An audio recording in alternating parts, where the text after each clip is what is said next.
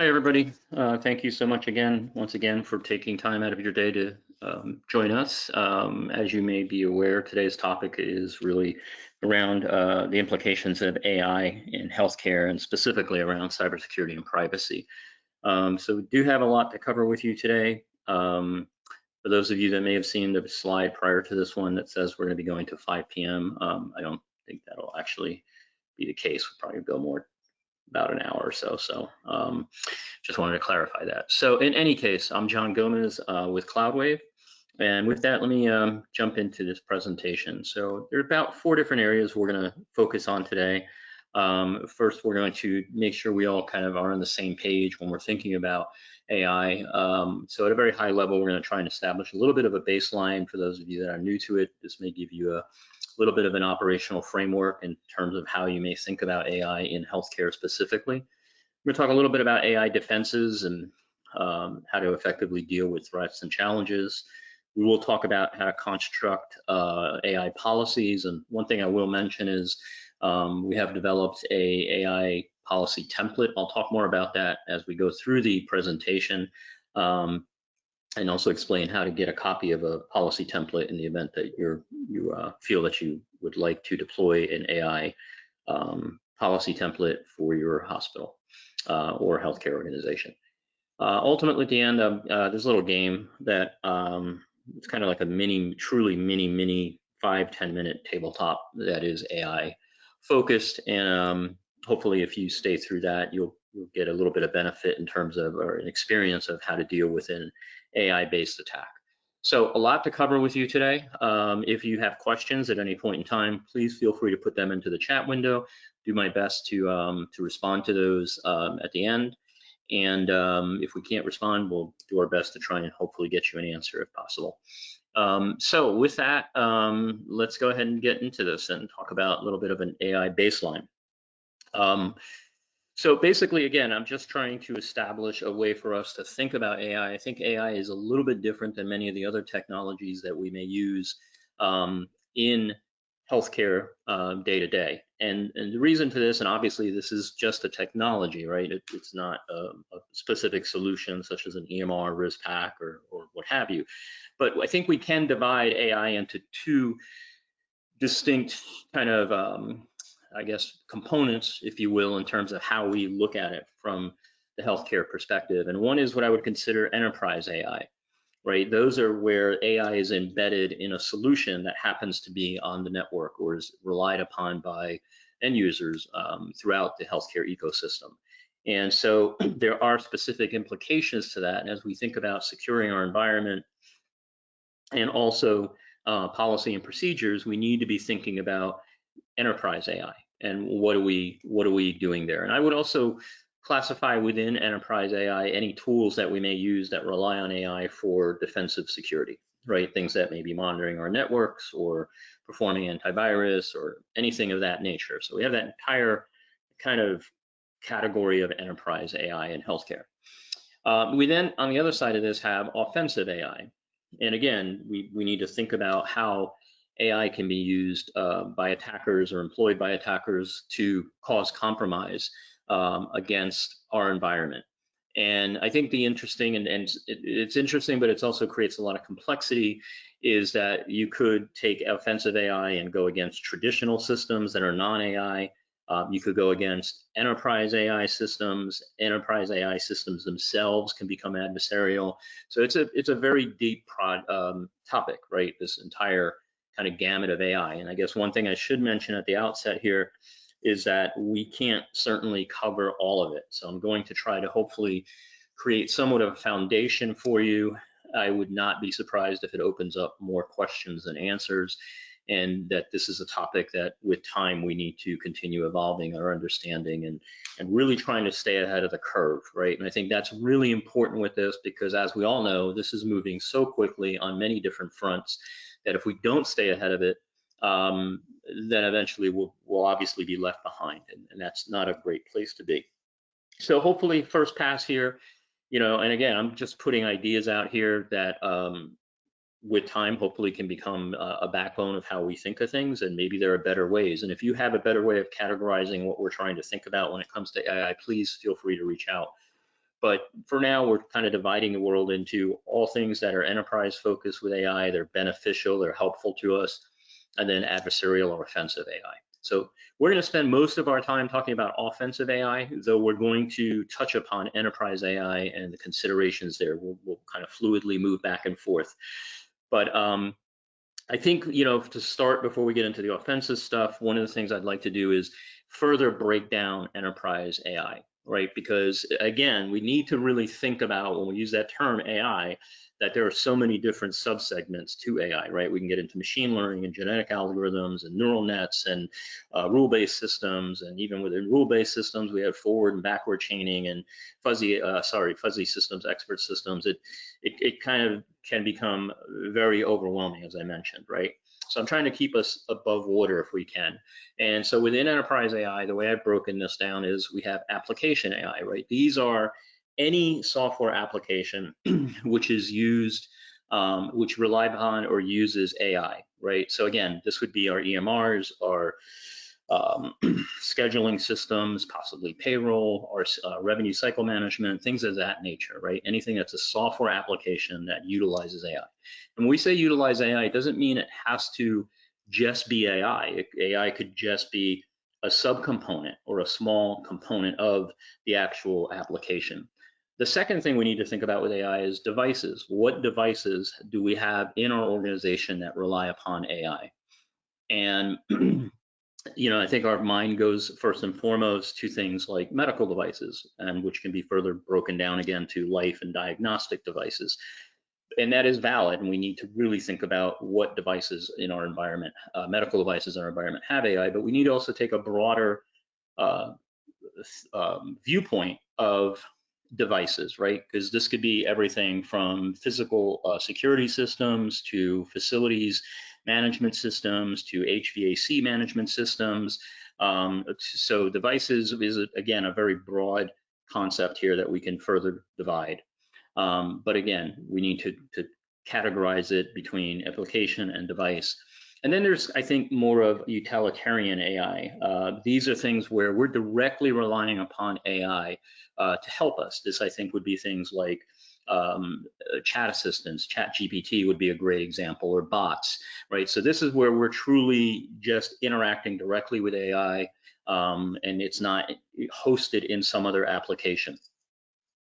So why is all this important? Well, today, if we take AI out of the picture, one of the big things that hinders incident response, disaster recovery, business continuity, strategic planning, and all that is not having a good handle on our assets, right? If we don't understand the software and hardware assets within our environment and the medical device assets we have, it becomes really hard to figure out, how do we recover that environment? How do we protect it? How do we respond? What's at risk? What's not at risk? So what we're saying here is, not only do you obviously need to know all that in today's world, as we progress further, we need to have some kind of construct that tells us which of our assets are AI enabled. Because as you'll see as we go through this, understanding the type of threat, right? Understanding what type of an attack we're seeing, and what the attack is going after, also seeing the outcome of behavior, could require us to understand, is this something that's using traditional logic, or does this have AI involved in it, and how does that change our ability to respond? So hopefully this gives you a little bit of a kind of nomenclature framework to consider AI in your environment from an enterprise perspective, and really kind of think about, how do you ultimately get to, and probably now's the time to start thinking about this, some type of asset inventory that can tell you this asset is using or relies upon AI or not. And then if you got to that point, maybe take it to the next level of, well, what type of AI is being used here, and how is that AI updated? And we'll talk more about that when we get into policies. But this is a fundamental thing. I mean, you can have all the policy and procedures in the world, if you don't know what systems in your environment are actually supposed to be regulated by those policy and procedures, it really doesn't help anybody, right? So I would urge you to start thinking in terms of, from an enterprise perspective, what are we doing with AI? What applications, devices, and utility tasks do we have that are supporting AI or using AI? And then how do we track that and understand how that's within our environment? So when we think of offensive computing and just in general, how do we go after an environment? I try to simplify this. There are obviously attack chains that we can use, and that's great, but I think they kind of make it a little too complicated. And in most cases, when we look at attacks, they kind of use this pattern here. And typically what's happening in any attack is we're going to gather some form of intelligence. And even if it's a little bit of intelligence, we're doing something. It could be as simple as the organization's name or IP address, all the way through to more advanced techniques to kind of quantify open source intelligence and things of that nature. The second thing that's typically going to happen in an attack is some form of vulnerability assessment. We're trying to figure out what's vulnerable that we can use to then infiltrate, exploit, and then exfiltrate from that environment or that target, or we may pivot from that. But generally, we're using these different I guess category is a good word for it, right? These different phases of the attack with any type of offensive computing. So I'm going to use this as a construct as we go forward to keep things a little bit more simple and help us understand where AI on an offensive side could possibly play a role. And as offensive, when we talk about offensive AI, we're really talking about anything that can become either a security or human life risk to the hospital, right? And employs AI. So that's kind of it, right? And we can certainly break it down more from there, but offensive AI's ultimate goal is to either circumvent security or create some type of human life risk. And we can talk more about that if you wish, but it's kind of, in my eyes, the long and short of it. So let's talk about, well, what can you do with offensive AI when we think about these different phases of an attack stages, right? So from an intelligence gathering, and I'll talk more about what are we seeing today, what are we not seeing, and kind of where is this kind of going and evolving. So when we think about offensive AI in these different stages, one of the things we should be thinking about is, okay, how am I going to defend against this, right? How am I going to know or detect it, right? How do I even detect that this is occurring? And what steps can I take to defend and then ultimately respond to if I had to? So for an intelligence gathering phase, right, in this phase of the attack, we're just trying to figure out, we're reconning the environment, we're reconning users, we're trying to understand the organization depending on the sophistication and complexity of our attack. So AI algorithms are now doing an amazingly good job at social engineering. We'll talk more about this, but this includes things like deepfake videos, deepfake imaging. We have started to see the construct for quite some time now, even prior to ChatGPT, the construct of voice. In fact, this has been kind of perplexing because we've had several situations over the past 3 years where there have been attacks against organizations and the attacker has used voice and the victim, the actual human victim, has said, well, that sounded exactly like my CEO. I got a phone call, they were panicked, they said I had to transfer some money, I had to do this or that, and it sounded exactly like my CEO or my CFO. And what we started to think over these past 3 years as defenders is that, oh, there must have been call centers, or somebody got really smart and got some voice actors and they studied the CEO and CFO. And what we're seeing is that thinking starting to change, in that attackers may have just been employing some advanced deep fakes on voice. And that's concerning because you may not know that the phone call you get is actually the person that is telling you to do something or not. So this kind of changes the game, right? It allows attackers to up everything they do. So intelligence gathering and the algorithms being used there, we're seeing it today. I'll talk more about it in a little bit. Vulnerability assessment, machine learning algorithms, these, I think there's two typical things that we see when we're doing vulnerability assessment, or I should say one thing we see in today's world, and then something new that's brought to the table by offensive computing. What we see today is if you run a vulnerability scan, typically you're going to find that you get a list back of potential vulnerabilities, CVEs or CVSSs, and possibly exposed ports and exposed services. And one thing we've been preaching about for a very long time is most organizations just patch your highs and your criticals. Maybe you get to some of the mediums and almost never get to the lows, or if you do get to them, it's a long time, right? It's once a year you go out and try to get everything patched. And yes, there are organizations that are much more aggressive about patch management, but patch management has always been a challenge for many. The problem here is, and what offensive computing brings to the table, is that the AI is not just looking for the traditional list of vulnerabilities, right? What it's doing is it's saying, hey, can I do vulnerability chaining? And how can I do that intelligently? Now, we've known vulnerability chaining at a human level has been something that we've seen on and for years. And that's why we always recommend you have to patch everything, because a smart attacker will do vulnerability chaining and eventually take 2 or 3 lows and a medium and find a way in.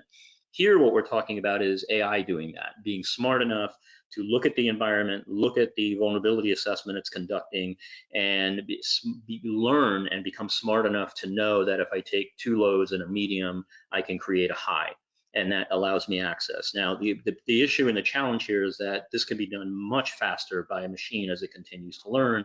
And if it's looking at, say, 1,000 computers across the world, it's going to have a much better body of experience than any human attacker that may take 5, 6, 7 years to come up with the same level of understanding once the AI system understands it. So vulnerability assessment under an offensive computing category becomes much, much more challenging for us, right? Because now, where we may have in the past been able to say, well, we're just going to patch maybe the mediums, the highs, and the criticals, we're now got to think about vulnerability chaining in a whole different light. And if you leave lows out there, you may be in for a big surprise. So that then brings us well, I have these reverse apologies, but we'll talk about exploitation. Is really kind of exploiting the vulnerabilities, right? Once we understand whether we're using vulnerability chaining, or directly going after a vulnerability, or discovering something new, we have the ability then to adjust our taxes based on the target system and the responses we see from that system. This becomes pretty challenging in that between our intelligence gathering, vulnerability assessment, and exploitation phases, we can at times start to think about the fact, does AI have the ability to come up with new 0 days? Again, one of the big efficiencies here is speed. Right, is the way and the amount of time that AI can learn. And once it understands how to learn, it's going to do it much faster and typically at a better confidence factor than a human. Infiltration, this again becomes concerning, right? And this is a real important when we start thinking about AI in our devices or in our applications, where AI starts to mimic user behavior. And this,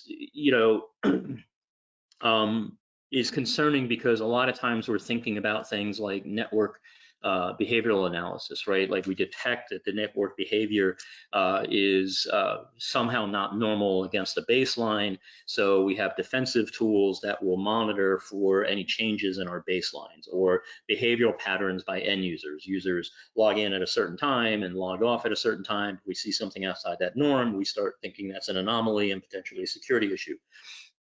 One of the things that AI can do is remain covert and observe behavior, right, once it has access to a system.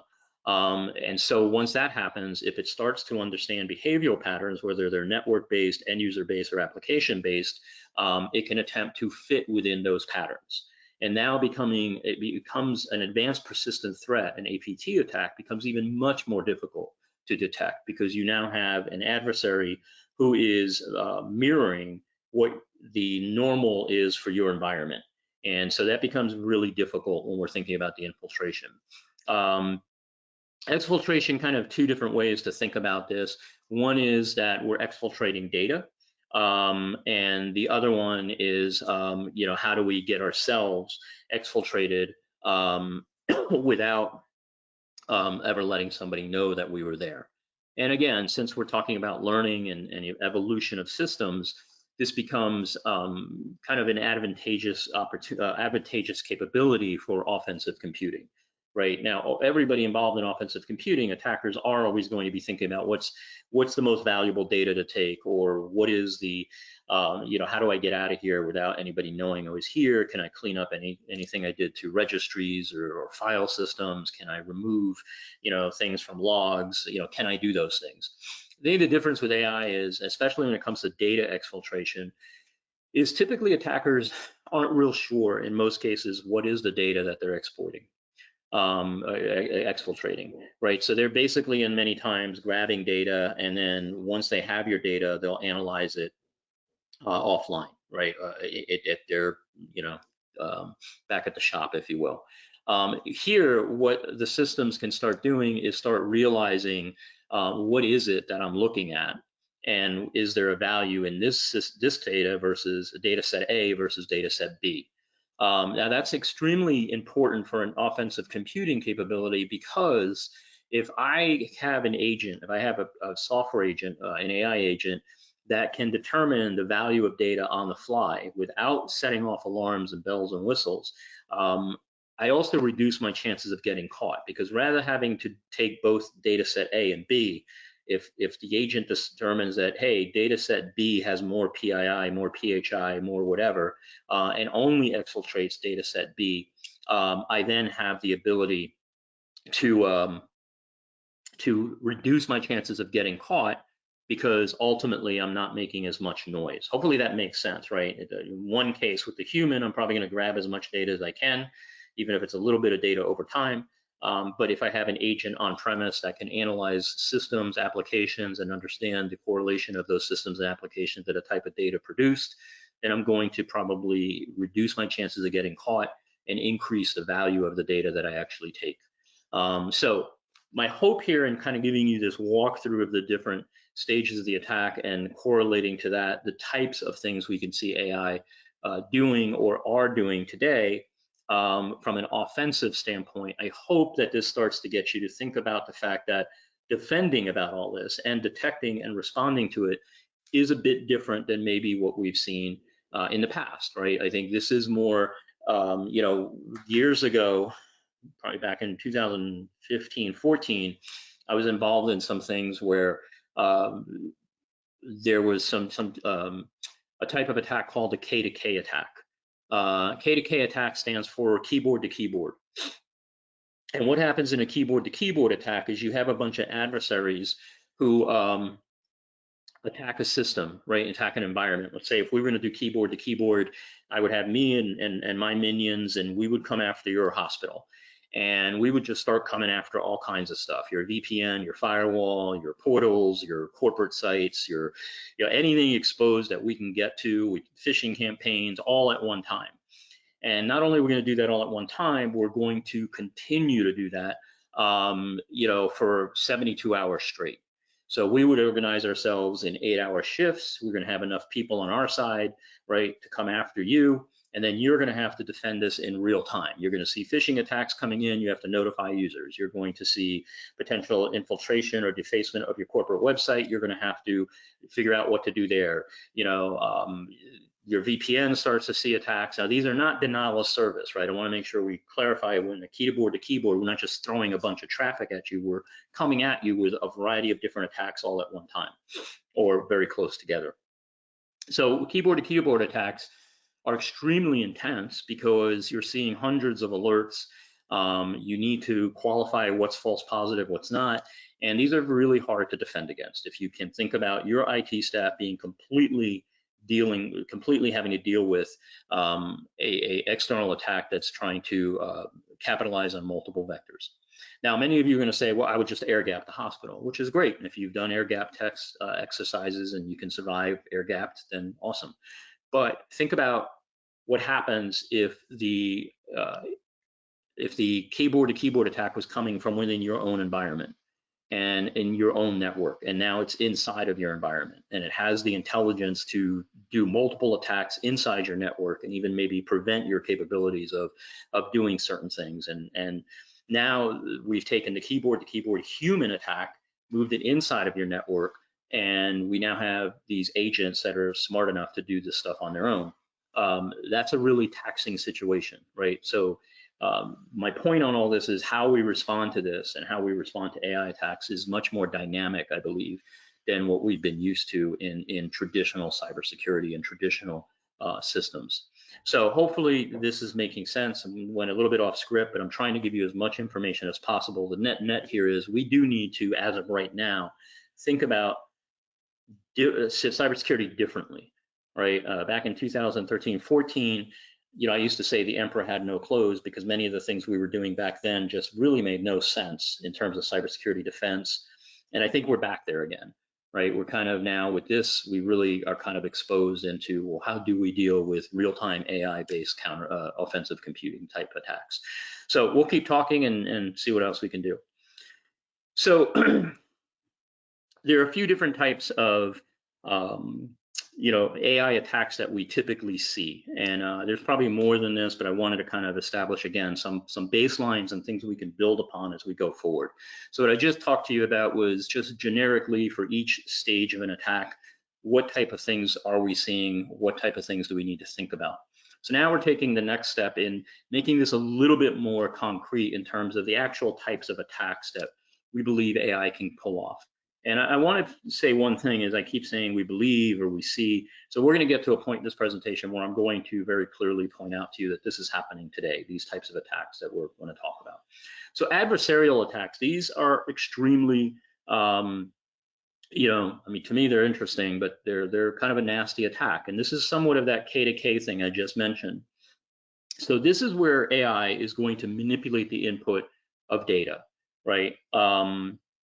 And so this is actually taking, say, a CAT scan or an MRI, and it's going to subtly alter the PIXA values, right? It's going to subtly change this. Now, I'm going to tell you right here and now, this attack has actually occurred. It's occurred in a research lab in Israel where AI adjusted pixels within an MRI, and when the MRI images were presented to either another system that read the MRI using AI or to radiologists, both of those situations, right? The AI reading the image that was altered or the physician reading the image that were altered, both believed there were tumors that were in these MRIs, right? And these MRIs were typically of brain scans. And so this has already been done, right?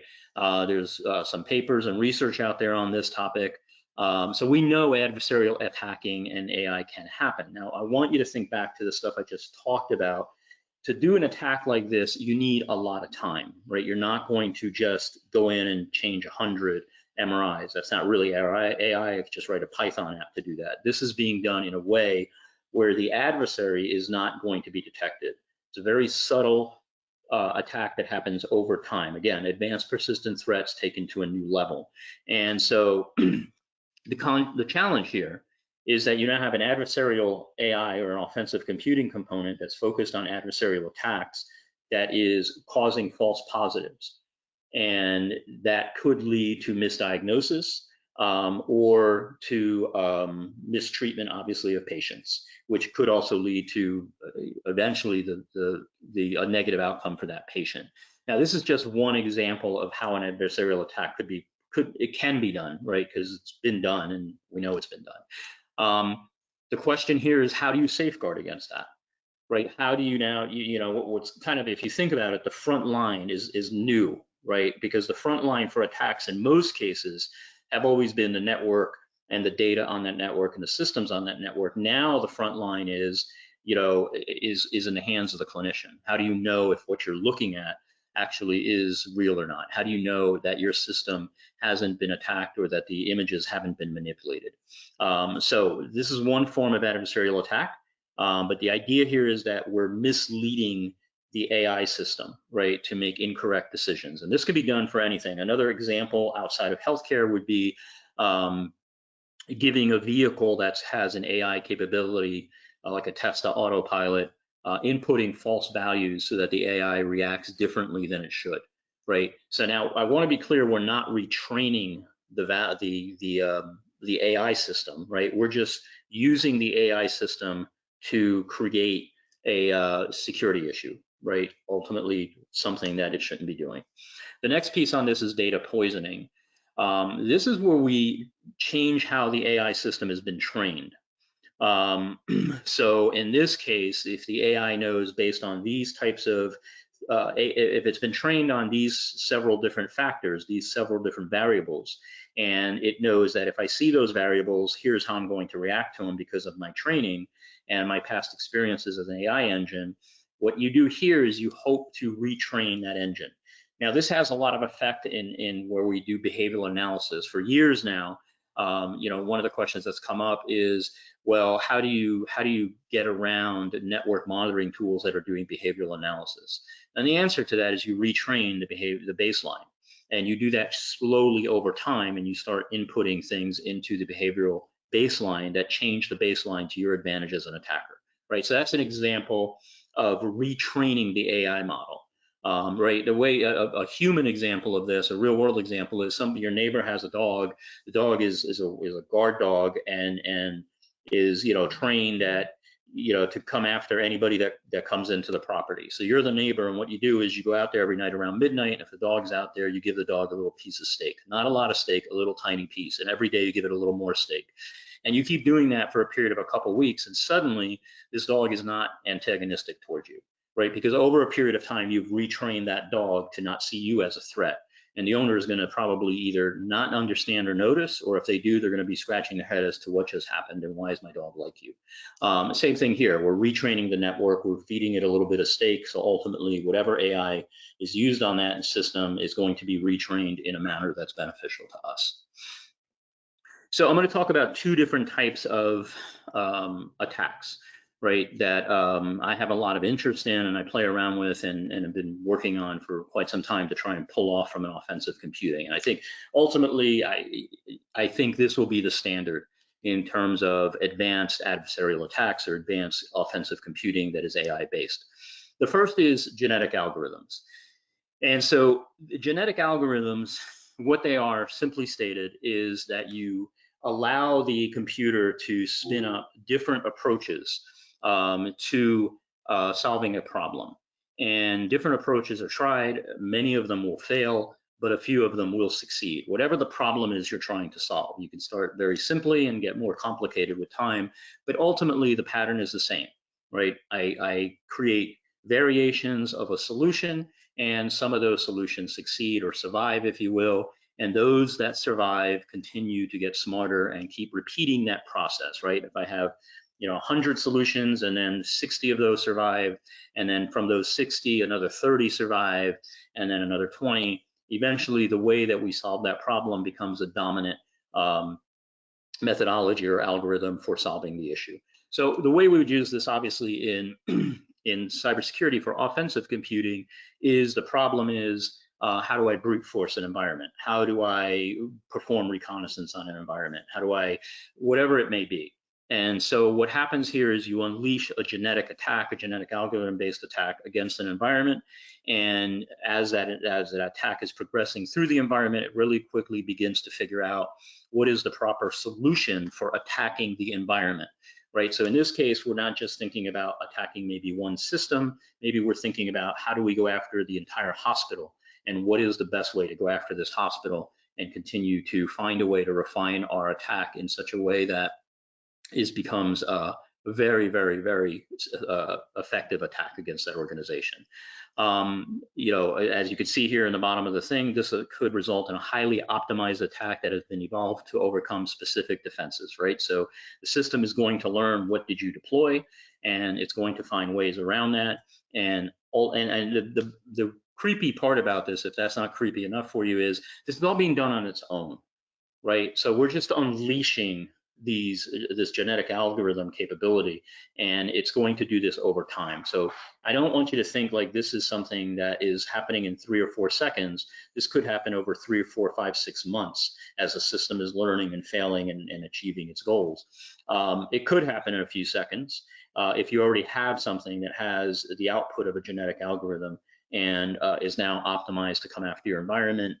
So we could see that, but I want you to not always think these things happen in a few seconds. I want you to understand that these are can take some time to pull off, but the idea here is not to give themselves away when that happens. So the second part of this is a swarm attack, right? So this is kind of where we learn from nature, and we realize that if we take ants or bees, one of the things that makes ants and bees very successful is their ability to coordinate. So you can have an ant colony that goes out and looks at a rather large area, and based on that area it looks at, it learns from that geography, the soil moisture and what type of food sources and moisture sources and temperature and a bunch of other things, and all of that information is shared back, right, so that all of the ants in the colony itself become smarter and smarter. So the idea here would be that we coordinate an attack. So we now have genetic algorithms with swarm intelligence capability, and they come together to coordinate an attack. So again, earlier I talked to you about keyboard to keyboard attacks. And the thing here is we're kind of replicating that keyboard to keyboard attack, but again, in an automated fashion with artificial intelligence. Both GA and swarm intelligence are things that we've seen work. We have not seen them, thankfully, in the wild. But these are the types of things that, again, change our ability to defend. And we have to now become much smarter about how are we going to detect and defend and respond to these types of attacks, right? And the reason I wanted to kind of go to this extreme in this presentation is I think it would be a disservice to just talk about ChatGPT and just talk about, neural nets. What I really want you to understand is, what do we need to be doing and what do we need to be thinking about over the next 3 years as we see AI truly evolve? And what's kind of, I don't want to say the end state, because this isn't the end, right? When we take Swarm and GA is not the end of offensive computing. Now, the other thing to think about is any of these things I'm mentioning could be used for good, right? There's a lot that can be done with GA and Swarm to simulate disease states and simulate different types of responses, and different drugs can be used, developed using Swarm intelligence and GA. So there's a lot of things that could be good about this. Unfortunately, in our world, all that's left to someone else. Our focus is, what are the attackers going to do? What are they doing? And what do I have to do to defend myself? And ultimately, I think the important part here is, you need to start planning now, right? If I would have told you 5, 7, 8 years ago that ransomware was going to be this big thing, and you need to start thinking about what you're going to do now and put strategies in place to prevent ransomware attacks, your environments would probably be very different, and probably we wouldn't have had to go through this process of, what do we do now? We're in the middle of this. We're seeing ransomware happen. We're seeing hospitals being taken down. So this is kind of the same thing. What I'm trying to say here is, probably 2 to 3 years from now, you are going to see genetic algorithm and swarm intelligence as a foundational type of adversarial attack. And some of you or some of us in the industry are going to be scratching our heads and scrambling and going, I wish somebody would have said this is what's going to happen. And others of us will start thinking about ways that we position ourselves and are ready to defend against that. And so kind of guess this is your call to arms, if you will.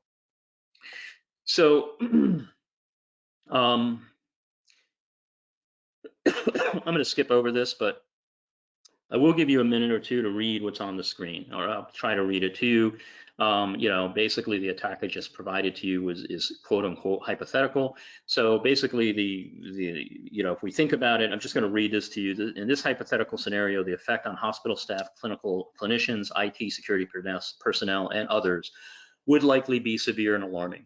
The initial stages of the attack might go unnoticed by the staff. With the attackers leveraging advanced AI techniques, the infiltration could remain covert, with standard system behaviors masking the malicious activities. But when the disruption to life support systems begin, clinical staff might be the first to notice that something is wrong. Clinicians could start seeing inexplicable changes in patient conditions, particularly those dependent on life support systems. For instance, patients on ventilators could experience sudden respiratory distress, or those receiving medication through automated infusion pumps might show signs of under or overdosing. This could lead to an immediate crisis on the wards, the healthcare staff rushing to manually correct the settings while trying to maintain patient care. So part 2 of this is, meanwhile, the hospital's IT security team might start receiving unusual system alerts. They could notice anomalies in network traffic or unexpected system behaviors hinting at data exfiltration. However, due to the sophistication of the attack, pinning down the exact issue would be challenging, adding to the sense of confusion and urgency. This could trigger a stressful, high-pressure situation as the IT security team races against time to detect, isolate, and neutralize the threat.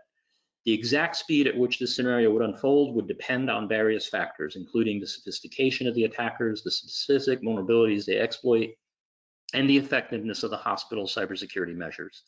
However, considering the advanced AI techniques used, the entire process could potentially unfold within hours or days rather than weeks. The rapid escalation would only compound the feeling of chaos and desperation among the staff. It's important to note that this hypothetical scenario paints a bleak picture. Still, it serves to underline the potential threats facing modern healthcare systems and the importance of robust AI-enhanced cybersecurity defenses. Now, I'm going to go back to this slide, and basically this slide talks to you about what this attack is that was just analyzed. And so basically during the intelligence gathering phase, we see machine learning algorithms gather data about the hospital systems. We then move to vulnerability. A genetic algorithm generates and refines potential attack strategies. So we're seeing GA employed. Exploitation, the genetic algorithms produce an optimized attack strategy. Infiltration, a swarm of bots infiltrate the hospital's network, each with a specific task. Disruption, some bots subtly disrupt life support systems, causing inadequate care. Data theft, other bots exfiltrate patient data and diagnostic information from the hospital systems. Impact, the disruption to life support systems pose a risk to patients' lives, and the theft of data leads to a severe privacy breach. So the last column here is basically a 1 to 5, a 1 being little to no impact or severity, a 5 being critical possible disruption to human life. So in this attack, you can see we start off very subtly, low impact, and then quickly escalate up to levels 5. What I want you to take away from this is I developed an attack scenario based on genetic algorithms and swarming, and I fed all of that into ChatGPT. And I asked ChatGPT to come back to me, analyze how we would carry out this attack, which is what you see here. And then I asked it to analyze the effectiveness of the attack, which is this part 1 and part 2. What you see on the screen is actually what ChatGPT wrote in terms of the attack that would use both a combination of genetic algorithms and swarm intelligence. And I think this illustrates even a different kind of thought in offensive computing, where things like ChatGPT can be used as truly assistants to help refine attacks and refine AI. During my communication interaction with ChatGPT, I asked it, how long do you think it would take me to build a genetic algorithm that also utilizes swarm intelligence as part of an attack package? And it said, due to the complexity and challenges and blah, blah, blah, and a bunch of other stuff, this could take several months, if not years. I said, well, what if I employed AI to help me arrive at the same place that it would take me several years? And then it came back and said that could probably be done in several weeks. So again, using AI is not just about, for an offensive computing environment, is not just about writing the code and sending out the attack or embedding AI in the payload. It's also about using AI to help develop the actual payloads and source code and actually plan the actual attack itself. So it is kind of daunting, right? So hopefully this is giving you some real clean insight into offensive side of AI, and why earlier on when I divided things into enterprise AI and offensive AI, I did that purposely because I think we do need to be able to understand which side of that equation we're thinking about as security professionals, right? Are we thinking about how enterprise AI is going to impact us, or are we thinking about how do we detect, defend, and respond to offensive AI? So I want to take you through some actual attacks that we've seen and starting to flourish using AI. One is going after passwords. So this has become pretty powerful over the past several months and actually predates ChatGPT. This is not ChatGPT. These are a lot of the things I just talked to you about, not using GA, genetic algorithms, or swarm, but using AI. So one thing we're seeing is brute force attacks, in which typically brute force attacks are pretty straightforward, right? If I'm going to come after you as a brute force, I may do like a rainbow attack or some dictionary style attack, or basically I have some kind of script or computer code that's just going to run different password combinations against a user's account. And that takes time, and I could just let the computer program run, and hopefully at some point it figures out what your pattern is. The defense to that is typically one of two things: MFA. So we're going to take MFA off the table for now, or that you have account lockouts, right? After 2 or 3 account lockouts, I get locked out for 90 minutes or something. So the way around that is a timer, right? I basically write, and I do this now when I go after people, is I'll just say, okay, if I get locked out, don't try again for 3 days, right? So now there's no pattern, or typically I'll randomize the date, and so maybe it'll come after you in 3 days again and try. It may come after you in 5 hours. It may come after you in 10 days. I don't have a time schedule, so I'm just going to keep doing it until I find out your pattern. But that takes a long time.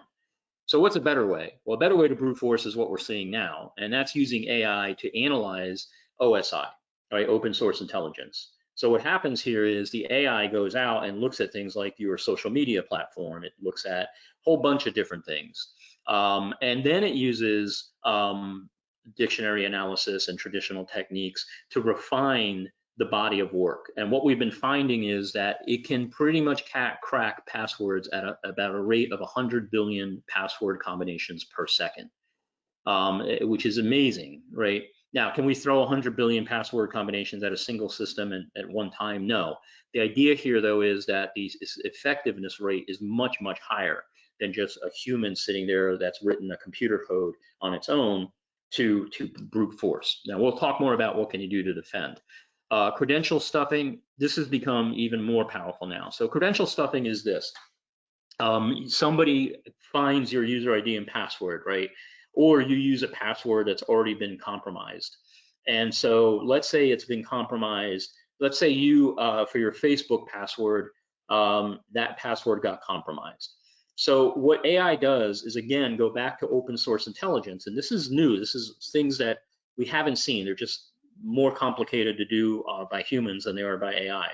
And what happens is you get AI to start figuring out, well, if you're doing Facebook, are you on LinkedIn? Well, if you're on LinkedIn, what company do you work for? Well, if you work for that XYZ company, or in this case, hospitals, can I then figure out what that hospital is using, right? Oh, the hospital's using Cisco VPN. So is there a way now to figure out that hospital's user account pattern? So maybe it's first initial last name at whatever hospital.com or .org or whatever. And so now the AI figures out, it's crosswalking, right? It figured out that you had a compromised password on Facebook that was leaked to the public, and it then crosswalks you from Facebook all the way back to your employer. And then it figures out, right, what your employer is using, what systems it has. It doesn't just have to be Cisco. It could be whatever, MyChart, Kronos, whatever you guys are exposing. And then it tries to figure out, well, now that I know where you work, because I figured out that your LinkedIn profile or whatever else you have out there, I'm going to go after that environment. And these crosswalks for credential stuffing are very effective. We've seen a couple of those and not in mass yet, but this is a really concerning thing, because now whatever password your user is using at work, if they're using the same password at home on their home personal devices, chances are the AI is going to figure out that correlation. The other one is phishing. Phishing has become day and night different. And if we're still teaching end users, we'll look for misspelled words or weird stuff with the domain name and don't click on it. Those things have to be continued taught. But you need to start teaching them that phishing has changed. You can't really expect that in this day and age, there's going to be a lot of grammatical errors, or there's going to be a lot of misinformation. What's happening now is we're seeing AI being used by adversaries to scan and figure out annual reports, press releases, job postings, web pages, product brochures, partner websites, supply chains, and really figure out, go analyze who's connected to you on LinkedIn. Are they connected back to a company that is connected to the organization and does business with the hospital? So can we craft a phishing email that comes from somebody that works in that supply chain? So this has become much more sophisticated, and the rate of it happening is becoming much higher because it's cheap, right? We can enact these types of analysis now from an adversarial perspective and come up with very, very, very compelling emails. A real cheap way to do this is just go into ChatGPT and tell it to create a phishing email for you. Now, when you first do it, you're going to get something pretty crappy. But then if you sit there and just tell it to refine itself, and let's change this and let's change that, it's going to eventually, after about 3 or 4 tries and interactions with you, probably have a really compelling email that you can use for phishing attacks. So adversaries can do the same thing, but they're also doing it at a much broader scale, right? They're bringing in LinkedIn data, social media platform data, all this other stuff, press releases, job searches, all of that to create a compelling phishing email that is very targeted at a specific individual and makes it seem as if that is a natural part of conversation. So these are kind of some things we are seeing now, right? Earlier I talked to you about some things that I'm thinking or I'm pretty sure will happen in the next 2 to 3 years. This is happening today, right? We've accelerated the ability to do brute force. We've taken credential stuffing to a new level, and we've taken phishing to a new level. So what can you do to defend against this? One, size matters, right? You have to really drive home the idea that 8-character or anything sub 12 in terms of your character length for a password and not having complex passwords is a big deal. What we've seen is AI brute force attacks can destroy an 8-character password, even complex passwords, within 22 minutes. And I'll explain the over several days later, but basically 22 minutes. Password should be, what we're seeing is a minimum of 12 characters. And if you do that, you're talking about 34,000 years to crack. The thing I don't like about that is that it's just a race against time and efficiency. My suggestion to everybody nowadays when we're doing HIPAA and risk assessments for people or security architecture reviews is move to 25-character passwords. The reason for this is typically at that level, you're doing password phrases, right? You're doing some form of a sentence. Mary had a little lamb. It's still complicated. These are also easier for the user to remember. They don't write them down. It's a lot easier to remember, my son is great. My son graduates in 2024, something like that. Now you're saying, well, isn't that easy for AI to figure out? Well, you have to add complexity to it, right? You have to ensure complex use of character sets. The other one here is you've got to educate users. We do a lot of security awareness training, obviously all of us do, but you have to teach them what is a good password. Show them on a PowerPoint, this is a bad password, this is a good password. Don't just replace all the O's with zeros. That's really easy for AI to figure out. Not even AI, just a regular brute force attack. So you have to teach them that. It's important for end users to start to become aware of the use of AI and things like deep fakes and for voice, video, and imaging. Really important that you start that now and weave in AI-based security concerns and awareness into your security awareness training. Start teaching about leadership, right, and about bias and safety. All right, ChatGPT, I'm going to go through this real quick. We actually took a lot more time than I thought, so I want to be respectful of people. But within this here, what you see on the right-hand side of the screen is actually an ad for ChatGPT. And this is actually, if you click on that link, it is going to take you to a fake ChatGPT site. The bottom line here is we're seeing tons and tons of ChatGPT Trojans. If you have an app on your phone right now and you didn't get it in the last 3 or 4 days for iPhone only, chances are it's a Trojan. And so it's probably a derivative work of what you see on the right-hand side of the screen. If you click that link, you can see the name Chat-GPT, it looks really good. You're going to get a website that looks like this. Now, this website you see right here is the actual real OpenAI.com, and they have just come out with an iOS app for ChatGPT. And this is a good and bad thing. It's good because, hey, now you have an iOS app from OpenAI. It's bad because now it makes it seem like OpenAI is putting apps out, and they're not. You have to be really careful about anything you're using that's not coming from OpenAI, right? So this is the real site. This is a fake site, right? Now this site, this color scheme actually was active for OpenAI last week. And you can see here download for Windows, but this is a fake ChatGPT site. And we're seeing a tremendous amount of users, hundreds and hundreds of thousands across all sectors that are downloading either this little thing or going to another website. And what you get is a little message like this that says you can't run for this version of Windows. But what's happened is in the background, a Trojan has been installed. This Trojan is known as trojan.psw or dash.psw win64.fubu. And it'll just monitor your accounts and start to do credential stealing. harvesting. So do not, it is really important. You have to advise end users through a webinar or through something. You have to do a lot of deep and rapid education. You have to explain to them. You have to go to the OpenAI site if you're going to use it. Some of you have blocked it, which is fine. But the problem is you're still going to find people getting around it and downloading the apps. And once the app is on their phone or on their desktop or on their tablets, the Trojans have been unleashed. So just blocking the OpenAI site does not stop this from getting a Trojan on your machine. Focus on clinicians. They're probably the biggest, especially doctors, playing around with how does ChatGPT work with medical diagnosis and things like that. I would tell you it's probably important to have an AI in healthcare session so people understand the implications here. All right, so defense. You basically have two different types of defense, technical and procedural. Technical is using AI against AI. Procedural is putting in place policies and procedures. All of the normal things you would do from a technical perspective, you should still do. The biggest one is patching and upgrading. You have to stay ahead of AI on that. Anomaly detection, right? Preventing the attacks from beginning in the first place, right? Employee training, network segmentation, threat hunting is actually something that isn't done a lot today in healthcare, but is probably much more important to see if you have something that's been deployed that is part of an APT style attack. And then really think about how we're going to recover if we see these types of attacks. These are all technical. Prior to the technical, one of the things you may want to think about is procedural.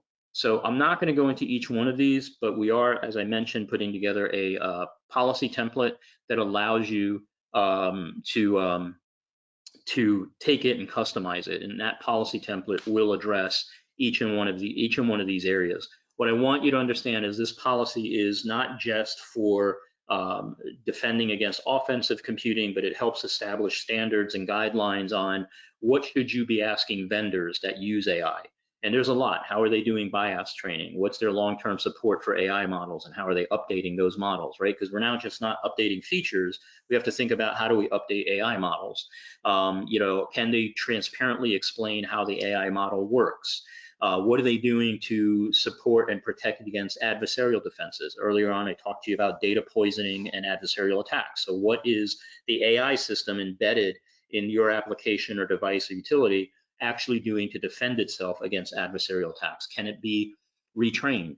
What is the risk of this AI in this application to human life? So all of this will be covered in that policy template that we hopefully can get to you for next week. We'll talk more about that in a moment. Not going to have time for this right now, but basically I have a little game. If you guys want the game, I'll give it to you. But basically the way this works is, first scenario, multiple servers are facing simultaneous logins and traffic patterns suggest swarm intelligence, right? There's some type of swarm attack occurring. The pattern of the attack is changing rapidly, hinting that not only is it using swarm techniques, but also genetic algorithms. So what would you do to defend against that? We see life support systems and diagnostic tools show signs of intrusion. The AI adversary appears to be retraining itself. So now we have an on-the-fly learning system based on genetic algorithms and swarm intelligence. So how do we deal with that? And then you're isolating the attack, but the AI continues to adapt and learn and continue to spread the threat across your environment. So what do you do about that? So it's basically a four-part kind of scenario, a little tabletop with some injects. Again, you can have copies of these slides if you want to play this out in your own environment. I will give you the answer. One, you need to mobilize people very quickly. If you have some type of swarm or genetic attack, really important to get as many people involved in this as possible. So you need some form of coordinated response. For us, that's Nightingale Orchestrator, our automation tool that we'll be bringing to market in the next few weeks. If the attack evolves, you really need to know where you have vulnerabilities from a patch perspective, right? And figure out how you're going to deal with that and how you're going to patch those systems quickly to stop the spread. Critical systems risk, you need to have your clinical rapid response team figuring out how they're going to respond to this, right? Because you need to get help to the bedside and protect patients. And then you have a battle against time, right? You could shut down all network operations, but chances are that's not probably the best course of action. So you need to figure out how you're going to counter the AI, right? It's basically you against AI. If you've watched movies like iRobot or others, that's now here, right? This is what this is talking about, is you against the AI, and how are you going to survive that type of a situation. So if you have questions, please put them in there. Just some things. I'll tell you how to get the policy in a moment. If you want the policy template, we have some events coming up over the next few weeks. If you're going to be at Muse, please visit with us. You can reach out. Happy to do one-on-one conversations or follow up to this and have deeper conversations on not just this topic, but anything that you wish to talk about. So if you're going to be at Muse, or somebody from your organization is going to be at Muse, please have them reach out and see if we can find some time to get together. Not just myself, but all of my colleagues that'll be there from CloudWave. If you would like a copy of the policy and procedure template, this is very specific to healthcare. It is specific to AI. It'll be a Word document, so you can customize it however you wish. You can email customersfirst@gocloudwave.com. Your account executive will get that to you, and you're free to use it. Only 2 rules that I ask you please respect. First of all, this is the intellectual property of CloudWave. So this template that we're giving you, I wasn't going to do it. My marketing team and sales team said, hey, we think this is really important to get out in the hands of clients and members of CIP. So we are giving it to you, but it is intellectual property. Please do not share this or adopt it for any commercial use. If you are a commercial entity and you're part of CIP, you can't use this for your own assessments or products or anything like that.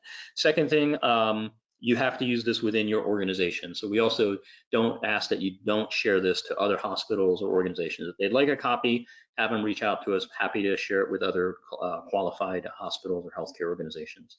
But those are the only 2 things we ask that you respect.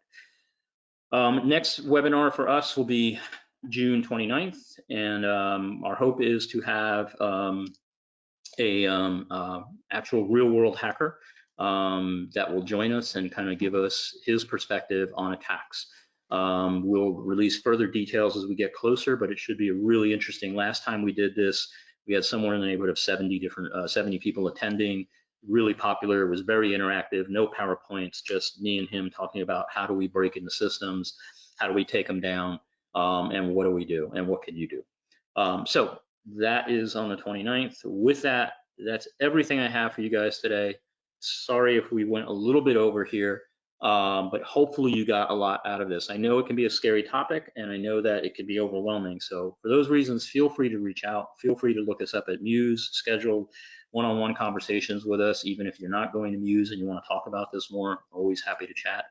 Laura, I don't know if we do have any questions or not, but if so, I can try to take them. We do have one question that came in.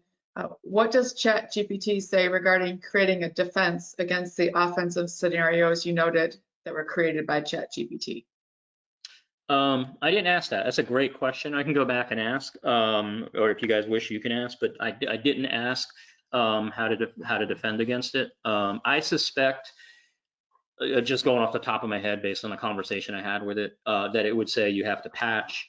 You have to assure that you have a coordinated response plan, things like that. But what I will tell you is, if you guys are interested in that, please reach out to customersfirst@gocloudwave.com, and I will post the answer. I will give the answer to the marketing team, and they can send you the response from ChatGPT so that it's in context of the history of the conversation we had. Any other questions? There was one more that came in. Says, the question I always get when talking about this is, what is the purpose of these attacks for the attackers? What are the gains for them? Is it to hold facilities for payment, etc.? Great question. So I typically divide attackers into 3, and I love the use of the word attacker and not hacker. I don't believe these are hackers, right? These are people attacking things. They're nefarious, right? So I divide attackers into 3 categories: cyber criminals, cyber spies, and cyber terrorists. Cyber criminal, and then I kind of further break it down into what is their motivation, which I think is what you're asking. So cyber criminals, typically always the motivation will be financial, right? Is there some benefit to them financially? So if I can exfiltrate data, hold you hostage, create a scare, impact your public image, those are all going to be financially motivating to me. And so that's going to be my motivation. Cyber terrorists, we don't see a lot of that right now. It's been an area, a category where many people have wondered why we don't see more attacks from cyber terrorists. That could change in the future. But when we do see a cyber terrorist attack, their motivation is principally financial, right? They typically take the money that they get from attacking a hospital or an organization, from ransomware or other types of attacks, and apply it to their real world operations to fund a group. We have seen a couple smaller attacks that are ideological based. And so there have been some pretty big ones that we've seen. So if you think back to WannaCry, NotPetya, all of those attacks were carried out by cyber terrorists. And they were not financially motivated, they were ideological, whether it's political or religious or something else, but those were attacks that we saw that destroyed systems, right? Their whole focus was to create destruction. That was their motivation, right? So if you think about Nuance and what happened to them, that was a very devastating attack, which took out tons and tons of systems. I think the number is like 18,000 servers or something. And there was no request for money, it was just destroy stuff. The third one, cyber spies, are basically nation state. And so you may at first glance say, well, you know, why would the nation state come after me? There's a couple reasons. One is you make good targets and learning opportunities. Secondly is, you know, it depends on the nation state, right? And we're not just thinking about China here, we're also thinking about Russia and North Korea, Iran, Pakistan in some instances. You know, there's been talk of some of the South American countries getting involved in some of this. So you do have that. So that's how I categorize them. And then for each one of them, those are typically the motivations that we see as terms of why. Other thoughts or questions, if any? I'm assuming no. So again, if you no more questions, sorry. Yep. I'm assuming, so if you have any questions, if you do have questions, or again, you want to just talk about this stuff, always happy to do so. Happy to do it at Muse or just otherwise. Always happy to just jump on a Teams call and chat. So feel free to email me directly or go, I totally forgot. Laura, what is the right email address? It's customersfirst@gocloudwave.com. There you go. All right. Well, thank you very much, everybody.